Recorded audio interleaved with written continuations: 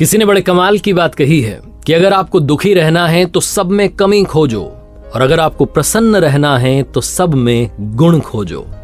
नमस्ते दोस्तों, मैं हूं आरजे कार्तिक। एक छोटी सी कहानी सुनाता हूं एक जुआरी की। उसको जुआ खेलने की इतनी आदत पड़ चुकी थी कि वो छूट ही नहीं रही थी। घर वालों को लगा शादी करा देंगे तो शायद आदत छूट जाएगी। उसकी शादी करा दी।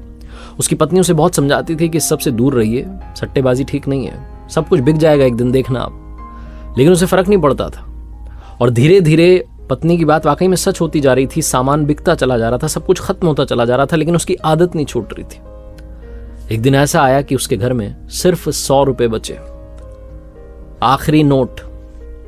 बीवी को जाकर कहने लगा कि 100 रुपए दे दो, एक बार और जाता हूं। तो बीवी ने कहा कि ये तो छोड़ दो, अब कुछ भी नहीं बचा है। तो उस व्यक्ति ने कहा कि अगर ये मैं छोड़ भी दूंगा तब भी खर्च हो जाएगा, ये नोट बचने वाला नहीं है, एक बार आखिरी बार जाकर के किस्मत आजमाना चाहता हूं।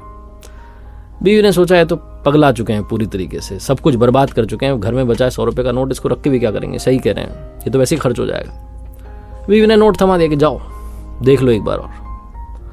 पहुंच गया पति एक बार फिर से सट्टा लगाने के लिए, जुआ खेलने के लिए। 100 रुपए का नोट रखा, लॉटरी शुरू हुई। कमाल ये हुआ कि जीत गया बाजी, और 100 के बन गए 1000। अगली वाली में फिर उसने लगा दिया 1000, वो बन गए 10,000। मन मान नहीं रहा था, उसने कहा क्या बात है, धीरे धीरे वापस शायद ऊपर वाला लौट आ रहा है। 10,000 लगा दिए, बन गए 1 लाख।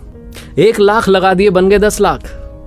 रुकने को तैयार नहीं, उसने कहा एक बार और आजमा लेते हैं, आखिरी बार, ये 10 लाख क्या पता 1 करोड़ बन जाए।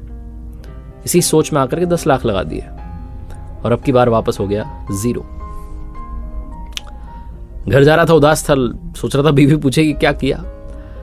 बीवी ने पूछा घर जाते कि हाँ जी क्या रहा। तो उसने कहा हार गया वो 100 रुपए। वो 100 रुपए थे ना, खत्म हो गए। ये नहीं बताया कि 10 लाख तक पहुंच चुका था, कहने लगा वो 100 रुपए थे ना, वो खत्म हो गए। सही बोल रहा था, 100 रुपए लेके गया था, 100 रुपए खत्म हो गए।